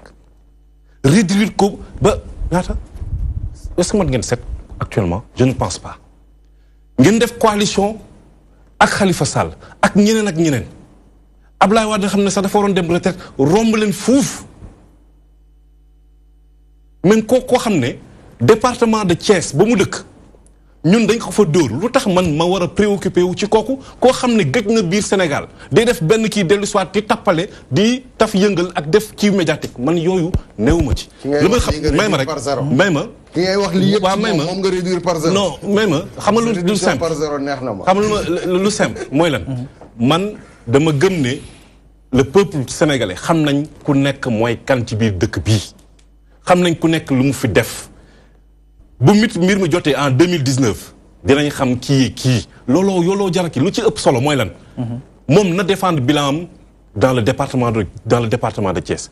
nous allons défendre notre bilan dans les 14 régions du Sénégal. mais damay préciser maintenant. d'accord da nga wax waxu Dakar sax. bala ngay préciser un peu par rapport ak statut Dakar boobu ma jël mbokku téléspectateur bi allo salaamaaleykum. waaw maaleykum salaam. sëñ bi noo tudd foo ak foo ñuy woowee. Mamadou Sarr laa tudd maa ngi wootee Mbaaw. waaw waa Mbaaw tey ñoo jël plateau bi excellent ak jàmm Mamadou dégg nga li ñuy waxtaane tey. waaw li ma bëggoon a wax rek. mooy di rappeler li camarade boobu wax sànq man je suis pas politicien. du ma APR du ma PDS du ñu benn parti sénégalais daal.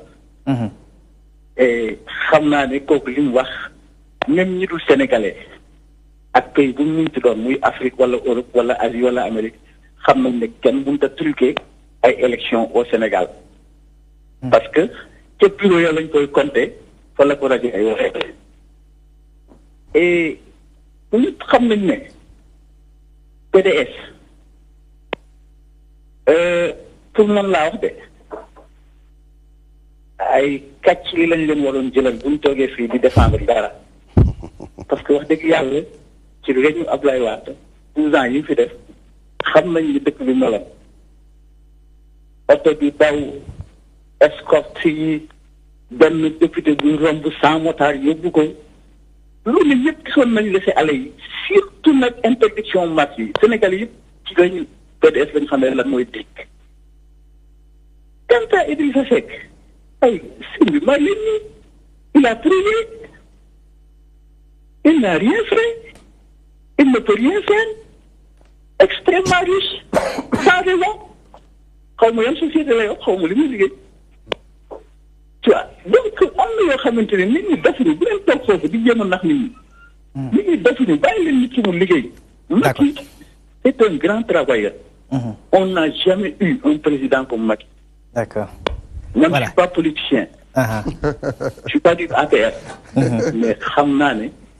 On a eu Sénégalais nga citoyen nga très grande chance avec Macky.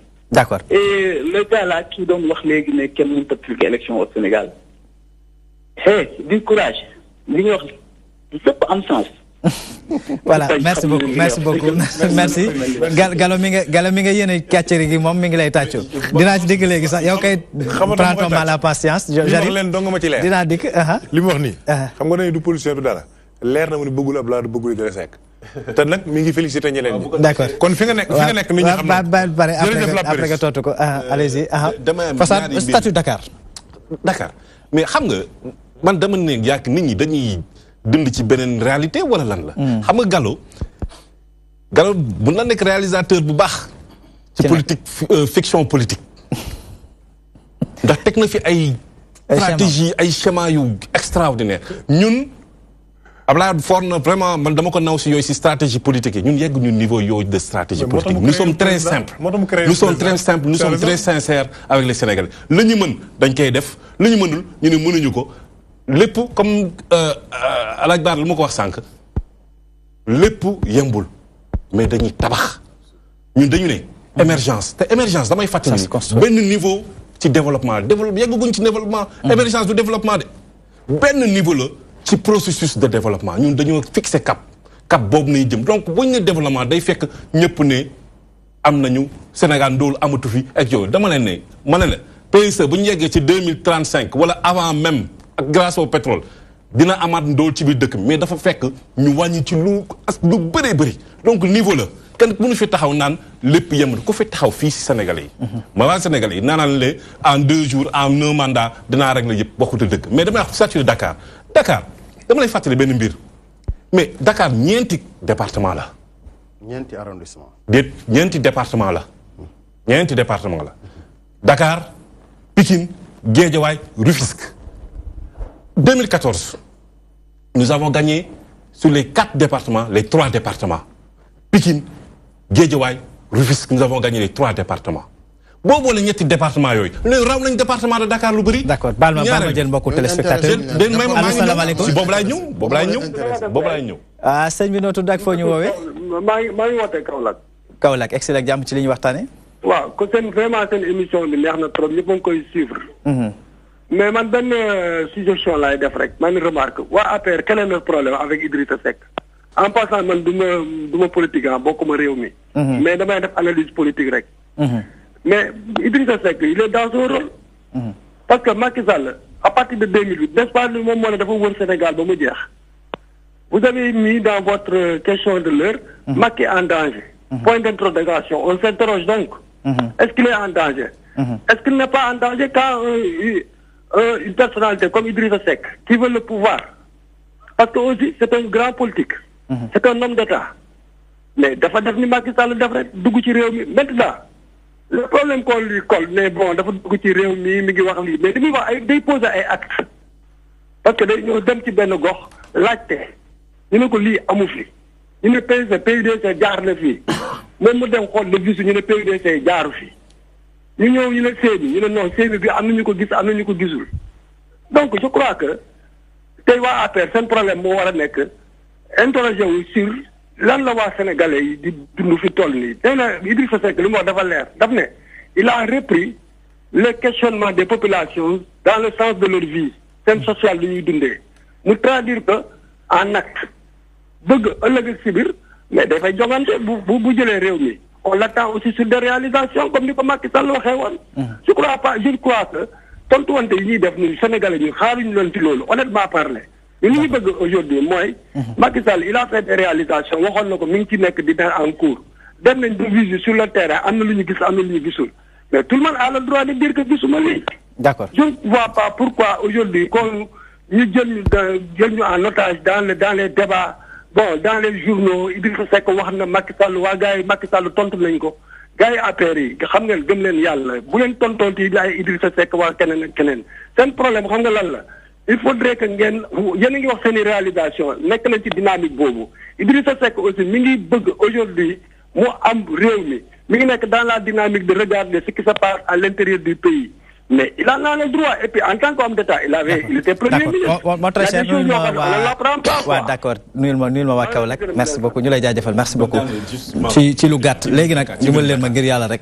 jox naa la ñetti département yi gagné nañ ko. le référendum ñëw. référendum Khalifa Sall def campagne pour le non ak ñi mu àndal ñëpp ñu gagné leen ci biir fii Dakar encore une fois dans le département de Dakar région Dakar yëpp ñu gagné ko. élection législative yi ñëw ñu dumawaat leen. Dans les 4 départements de Dakar léegi lu tax ngeen bëgg ñu tiit mais nag ñàkkuñu ambition suñu ambition mooy lan pourcentage bu ñu am ñu weesuwaat ko lu bëri. D'accord te liggéey boobu liggéey boobu lu ko mën ma juste 2 secondes ma terminer ci loolu liggéey boobu lu ñu koy permettre transformation structurelle du président Macky Sall nekk di def biir Dakar waaye dafa ne Dakar Sénégal yemul ci Dakar moo tax mu dugg ci biir àll bi def fi ay tali def ci ay forage def lan aménager ay terres pour lan croissance bi yokk. D'accord, croissance loolu mooy tax sénégalais croissance wàllum croissance bi mu ko waxee Gallo du ma reprendre léegi nga xamante ni loolu téléspectateur bi génn sànq wax mais nee na ñëpp waroon wax ba mu des yéen boo leen dee wax moom non kooku je crois que buruxul naa sax ba tontu ci mbiram xam na daal li ma leer mooy ànduna ñun nee na àndul ak kenn waaye xam naa ne àndul ak ñun ndax wan nanu ko mais nag am na ci droit quoi waaye damay dellusi ci li ma waxoon léegi sa waaye def na ma fi léegi réalisateur waaye man dama jàpp ne damay koo xam ne bu may analyser dama koy basé wu sur ce qu'on appelle la science du raisonnement correct qui n'est rien d'autre que la logique. Maintenant astuce extraordinaire yi Abdoulaye Wade am nag ah man li ngay wax question de bon sens la. absolument loolu man sama dama jàpp ni que muy Abdoulaye Wade mi may xeexal ak Karim Wade kenn ku ci nekk tamit li may xool man ma gëm ko xam ne ci loolu nga nekk ci loolu rek laa mën a basé wu. mais Abdoulaye Wade est très dafa extraordinaire. defar na ba defar un président seulement il en a construit un piètre président loolu mooy malheuram loolu rek la def. benn nag ma dellu si gis nga bala ngay wéyal baal ma ma jël mbokku téléspectateur bala ngay wéyal allo salaamaaleykum. maaleykum salaam wa rahmatulah. sëñ bi noo tudd ak foo ñu woowee. sëñ bi maa ngi leen di woowee Europe. Europe fan ci Europe. di leen remercier vraiment di suivre seen émission bi. di rafetlu aussi vraiment li ngeen di def. waaw man daal vraiment di defoon def sama participation mu ndaw rek. di wax ni man daal Sénégal da ci ma xaw a jaaxal parce que nit ñi Europe lañ nekk. te li nekk ci consulat yi ak li nekk ci ambassades yi ñun xam nañ ko. te Macky Sall bi muy ñëw ñëpp xamoon na lan la waxoon. mais ñun tey jii mën naa la jox exemple bi gën a simple rek ici en Italie fii ñu nekk. da nga ñëw nga fekk ay apéristes rek ñoo nekk ci institution yi. donc ay nit ñoo xam ni par exemple amuñu benn par exemple qualification. te loolu Macky dafa waxoon ni bu ñëwee loolu lépp dina ko régler. rupture. donc par rapport ak yeneen question yi. nit bu génnee par exemple ne dinaa leen jox sàngam. mais beneen nit dem vérifier ni loolu moo waxoon nekkul. mu posé question ne mais kii li mu waxoon nekkul mais lan moo war a nekk réponse su kële réponse su kële moom mooy ah lii de dama ko matalewul wala lii mais du ay saaga ak ay affaire yooyu quoi. c'est rek toujours pour rebondir ci li nga xam ne moom moo nekk entre Idrissa Seck ak li muy wax actuellement ak Macky Sall. Idrissa Seck dafa posé ay acte dafa wàcc ci dëkk. dem fu mel ni benn village mu dem ca village ba laaj leen fii est-ce que am na case de santé ñu ne ko amuñu. mu ni fii est-ce que am na ndox ñu ne amuñu fii est-ce que am na lii ñu ne amuñu mu ni pourtant Macky Sall waxoon na ni lii projet bii dina ko régler. kon lan moo war waa APR li leen war moom mooy dem ca village boobu wax ne lii de ñu ma ko waxoon amu fi. loolu rek la loolu mooy débat bi parce que kay dafa nekk ci rôle présidence kii dafa nekk ci rôle opposition mais comme que ay saaga ak ay xaste vraiment ma dégg ku mel ni Moustapha Lo mu wax bu ñaaw ma déglu keneen mu wax bu ñaaw mais loolu ñun Sénégal ñun xamuñu loolu. ñun dëkku Alaaji Maalik lañ nekk dëkk Serigne Touba lañ nekk dëkku kilifa yu baax lañ nekk mais ñi bu fekkee buñu demee nag tey ba suñu autorités yi ñi nga xam ne ñoom ñoo ñu war a jox ay exemple di saaga ay nit yaakaar naa ne loolu rafetul quoi. d'accord kon nag war nañu delloo suñu xel yi waa APR yi aussi nañ delloo seen xel yi. wax ni Macky Sall moom moo defoon les régions du Sénégal fu nekk mu dem liggéey fa ay milliards yu dul jeex mais milliards yooyu tey fan la feeñ ci Sénégal yi. d'accord enseignant yaa ngi grève santé baa ngi grève ndox mi xew démb Dakar ndox muy xeeñ loolu musul am ci àdduna Sénégal. kon nag ñoom nañu régler ces problèmes là nañu régler ces questions là moo gën ñu nekk ci Idrissa Seck. ñu Idrissa Seck intéressé wuñu xam nga moo ñu intéressé problème bu Sénégalais ñu régler ko. d'accord c'est important. mais sama sëriñ baal ma damay jégalu rek ak waa Europe bi nga xamante ni ñoom ñoo ñu suivre à travers suñu application bi rek di leen jégaluwaat que li ñu waxtu wi moom moo ñu dab il nous reste moins de 2 minutes donc dañuy bàyyi ñi nga xam ne ñoo nekk ci plateau bi ñu yeggale ko ñu nekkoon ci téléphone bi ñu leen di jégalu rek ba beneen yoon ñu wéyal waxtaan wi Gallo ñu bàyyi la nga wéyal xam nga xel day fatu maa ngi profité ci occasion bi sax parce que bi waa ji tuddee Europe léegi sama xel dem ci mouvement bu mag boobu la di askaw man maa yor la communication ma ciy profité di rendre hommage présidente bi ak ñi ngi nekk Sénégal ak taxawaay bi ñu taxawoon ci marché bi yëpp quoi xel mooy fatu mais bu may revenir ci li ma wax léegi xam nga sànq dama jeexale ni la Macky day suul naanaan dëgg la xamul tax parce que dama am lu ma xam si dama koy méttalu bokk koog waa Touba. muy lan. bala ma ci dugg moo xam ne la gis nga croissance réew du basé wu sur des mensonges. nay gàtt na Gallo waxtu croissance du basé wu sur tricherie. matériel d'assainissement bi nga xam ne que Touba la nekkoon. et man xalaatoon naa ne sax sama grand baara mooy nekk avocat Mbàkke tey loolu pour jooylu ko. non day fàtte waa gis nga waaw moo tax Macky suul ndaanaan te ku ku baax la nag. Macky mooy suul ndaanaan kii war na mën a nekk maire Mbàkke mais en réalité quand tu es avec le président tu es obligé de défendre l'indéfendable te loolu dafay kii c'est un jeune cadre mais leer na ko ni parfois li muy wax nii day wax nii rek pour wax quoi mais am nañu kii donc damay ñëw ci gis nga c'est important gis nga nit li naan bay xam na ko wolof di waxee ndimbal na ta lekk loxol borom Serigne Sidi Matar Mbacké yàlla na yàlla yokk leeralam ku ne xam na ni bu dul 1,5 milliard di lu ko ëpp def na ko ci gafaga état bi pour lan assainissement bu Touba baax su ñu demee ba nga xam ne que Macky Sall Touba contre nan ko mu tax mu jël lan waroon a yóbbu Touba di ko indi Guédiawaye ci rakk ji contre ma waa Guédiawaye nag mais c'est l'occasion pour waa Guédiawaye ñu xool neen ñuy taxaw jëlee ko foofu parce que la waroon a jariñ Touba la ñu Modou Bara Gaye seetaan ba nu jël ko indil ko Guédiawaye ci rakk Macky Sall loolu lu ñaaw la tam égout yi nga xam ne que assainissement Touba moo ko tax a jóg et puis dafa leer parce que c'est écrit modernisation de la ville sainte de Touba. xam nga transfert de fonds beeg yëpp. waaw non man loolu rek doy na ma xam nga sànq bu la yaa ngi wax lu amul firnde waaye man loolu doy na ma ndax ku dem fenn gis firnde rek. non firnde bi mooy. vidéo bu am na boo xam ne si la waroon na dem Touba may bu ma xam nga sànq ba léegi dogguma loolu. moo tax la binduñu ci Touba may ma rek. donc bien sûr da nga gis kon da nga nax plaque yooyu ñu teg dañoo bind Touba ci kawam. modernisation de la ville sainte de Touba ma yokkal la.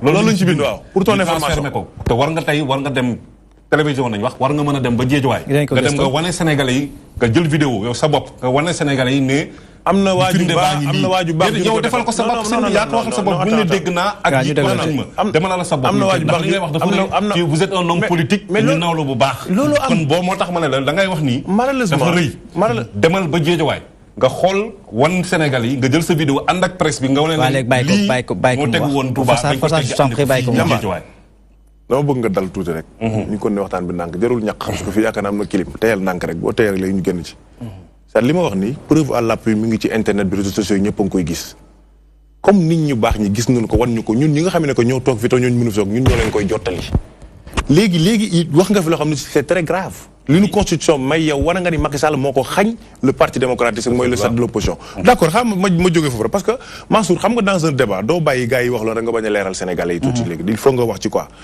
pasar bi ñu koy jiiñ waa lan mooy pasar mooy efficacité mooy cellulaire commissaire bi nga ne ko lii nga am intervention fu mu amee wooteel léegi ñoom li ñu def mooy lan commissaire bi geste compte nga koy defal lan mooy pasare mooy essence bi ngay def ci auto commissaire bi mu baax pour muy dem intervention ñoom li ñu def mooy lan xool ñaata litre lañ koy jox waaw mais efficacité mu ma gënal incompétence nga waxante dëgg ñun li ngeen ñu doon waxal fi ñu ko doon teg foofu efficacité lañ fa doon am mais yéen fi njëkk a indi loo xam ne c'est que kenn mësu ko dégg yéen fi jël ay jabaru ambassadeur di leen jox 500 000 ñoo xam ne émaay yoog raga yu leen nekk ci foofu nekk non c'est la réalité parce que ku liggéeyul yaa ngi émaay wala yaa ngi am leen defar Macky Sall jël salaire di la ko jox c'est trop dangereux beneen affaire bu mu wax loolu j'attire l'attention des Sénégalais sur précipitation bi ñu def pour ubbi aéroport bi 80% de réalisation la nekkoon indi nañ ci tappale ba ubbi ko mais j'attire l'attention des Sénégalais concernant beneen aéroport bi man démb gis naa fa ñaari jet privé yi wàcc je pèse bien mes mots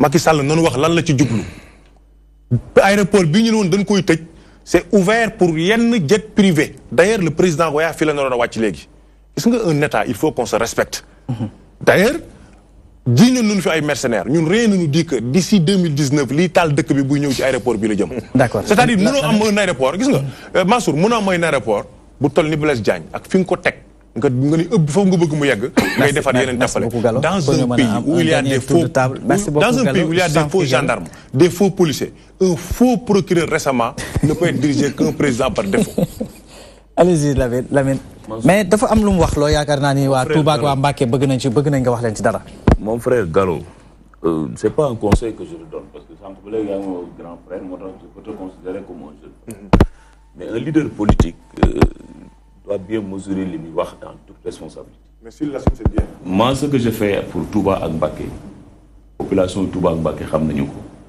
je suis dans le parti au pouvoir. Il y a aussi un mécanisme là pour se poser des problèmes pour le département de Mbacké. Et wa Mbacké ak wa Touba ñi ngi may dégg. Xam nañ ba xam maa ngi koy porté. Parce que yaa ngi ciy wax tax maa wax ma ce que je fais, je le fais en toute responsabilité. J'ai pas besoin d'être sur le plateau pour voir que je défendre la population de Touba Mbacké. Première précision. Deuxième précision. Ce que je dis, c'est affaire de transfert de Touba c'est totalement faux. On est dans un état. Avec des preuves à l'appui. Ce que je dis, c'est totalement faux. Je peux te montrer les preuves. Est-ce que je peux te montrer les preuves? Je suis désolé de faire ces précisions. Ñi nga xamné ñi ngi téléphoner bitim réew ay Europe du Nord nan ay consulat yi dañ fa yóbbu ay responsables APR man japp naa ne aussi nit ki boy politique da ngay politique rek nga wax li nga xamné moy dëgg ay politiciens nga li ma xam mooy li ma bëggoon mo nga wax ko en toute responsabilité mooy man ab citoyen la dem naa ci consulat bi pour outil sama aéroport sama passeport jotuma ci dem naa pour déclarer sama doom joxuñu ma ko xañ nañu ma samay droit nga kaas ko président rab li mi ngi voyager ci bitim réew di dem ci bitim réew yépp gisuma fenn fu ko ay citoyens accueillir yor ay brassard 12 pour protester gisuma ko c'est ça la vérité est-ce que moom citoyen bi wax am na Genève Bara am na Paris am na New York fa aw kayit bu mu war a am en tant que sénégalais te joxuñu ko ko et consulat yépp ambassadeurs yépp quand même ay ambassadeurs yi ay fonctionnaires lañ de haut rang bokkuñu ci benn parti politique ils traversent tous les systèmes te ambassadeur fu lu xaw ci ab consulat xam na ko am na loo xam ne aussi doo toog Europe rek sa salon yor sa téléphone di wax lu la neex il faut respecter également les Sénégalais c'est pas parce que ñun dañu nekk sur un plateau lu ñu neex ñu wax wala yow da ngaa tëdd fële toog sa salon yor sa téléphone di wax lu la neex te tegoo ko fenn ce n'est pas exact amul benn ay responsable affaires yi ñu yóbbu ci ay consulat ñuy xañ Sénégalais yi ay kayit di ko jox waa affaire mais la amul c'est pas vrai c'est ça la vérité je suis au regret de le dire. D'accord. Troisième précision sur li muy wax ak programme de réalisation yi mais Idrissa Seck mi ngi wër Sénégal fépp di dem c'est normal amul fenn bu futur Idrissa Seck dem ñu xañ ko ay droit am d'opposant mas nga gis benn dëkk bu Idrissa Seck dem waa APR teeru ko ak ay xeer sànni ko ay xeer ñemewuleen ko ça veut dire que Idrissa Seck il fait son rôle correctement c'est normal ku nekk mu wax mu jeex mais waxtu wi ñu jagleel moo dama ne la ñu ngi koy déglu correctement kenn xañu ko ay droit am 30 secondes waa APR Idrissa Seck nekkul seeni problème 30 secondes Sénégalais yi ñooy arbitré bu ñu demee ci élection Sénégalais yi wóolu Idrissa Seck dañu ko fan amul benn problème merci beaucoup mais nag loolu egg bu ñu ci 30 secondes. Voilà. Macky Sall en danger à cause du clanisme. Macky Sall en danger parce que fonctionnaires yu ndaw yëpp ñu ngi leen di politique loo. Macky Sall en danger parce que réglé wul emploi des jeunes Barça Barsaq am na ñuy jaay jeunes yi Libye di leen promettre milliards yu bari. Macky Sall en danger parce qu'il y a un recul démocratique. Macky Sall en danger parce qu'il y a le réchauffement du franc social. Macky Sall en danger parce que c'est tous les éléments d'une dictature sont là. Macky Sall en danger parce que mu ngi emprisonné Khalifa Sall. dëkk bi am na ay avancées yu am solo yu président Macky Sall def am na ñu des ñu ñuy def ay jéego yi am na solo te gëm nañ tamit war nañ woo opposition bi. ñu delluwaat seen xel ñu dellu ñu dugg ci processus électoral bi ñu avancé Sénégal jëm kanam moo gën caw lu bëri xam ne avancé lu Sénégal yi te ñoom tamit ñoo ci perte Gallo yow li ngay tëjee man maa la ko bëgg a wax sa candidat bi nga xam ne ñoo ñu koy dig daaw ba léegi mi ngi ñëw ba léegi gisaguñ ko Gallo incha allahu moi damay wax sénégalais yi nan xam ni Karim Wade dina ñëw mais ma li wax c'est important bàyyi ma tuuti non comme que xam nga man Karim yéen laa waroon laaj kañ la ñëw parce que yéen a ko yóbbu defal ko carte d'identité bu gaaw ak passeport bu gaaw déporté ko mais du ma leen ko laaj parce que xam naan dina ñëw Karim agendaam yéen mënu leen ko du ngeen ñu ko gérer loolu ñu koy gérer suñu bopp Karim Wade sera là incha allah mais damay digal opposition bi leen fi may tëjee partons du pluriel au singulier c'est important c'est-à-dire candidat yi lu mu gën a bari gën a baax déet waay parce que fii ñi li ñuy poussé APR mooy candidature unique te loolu erreur la beneen affaire bu gën a doy waar gis nga li ma sama grand doon laaj léegi nii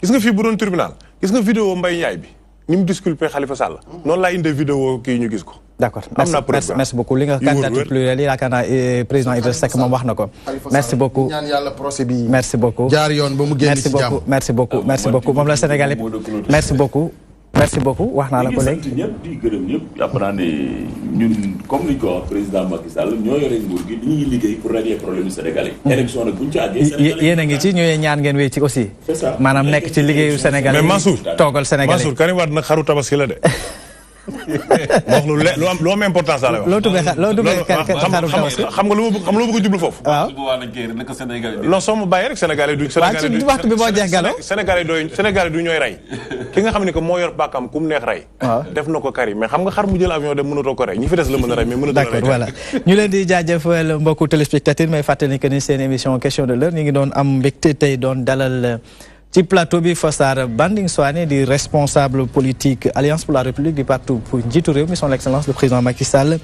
fële ca Goudomp tey jii nag moo jiite li nga xamante ni mooy conseil d'orientation du programme de promotion de la microfinance islamique Fossar ñu lay jaajëfal merci beaucoup d'avoir fait le déplacement sant ñëpp ñu ma bokkal plateau bi ñu amoon mbégte tamit doon dalal Mbacké Seck di responsable politique bu parti bi di réew mi bu président Idrissa Seck ñu lay jaajëfal jërëjëf Mansour ñu nuyu Khalifa Sall di ko encourager di ko ñaan yàlla fu mu nekk yàlla génne ko fa merci beaucoup ñu amoon mbégte tamit doon dalal ci plateau bi Gallo Tall di membre bu comité directeur bu parti démocratique sénégalais di remercier ñun bokkal plateau bi ñu amoon mbégte tamit doon dalal ci plateau bi Lamine Bara Gaye bi nga xamante ni mi ngi ci parti bi njiitu réew mi son excellence le président Macky Sall di yëngu fële nga xamante ni mooy ca Mbacké tout à fait di remercier ñëpp rek lépp luñ fi wax lu xaw a naqari nit ñi tamit ñu jéggal ñu rek ñun tamit lépp loo xamante ni rek dañ ko fi wax fidèles téléspectateurs yi rafetluñ ko ñu delluwaat rek di leen jéggalu may def mention spéciale équipe technique bi nga xam ne ñoo jàppale ci préparation coordination émission bi di leen dox dig daje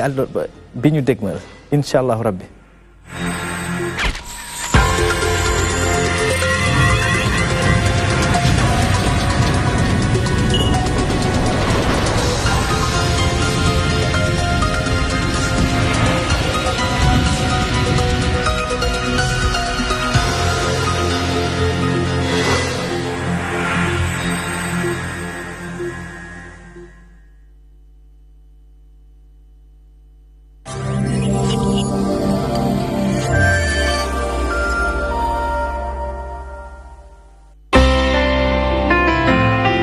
بسم الله الرحمن الرحيم لا إله إلا الله لا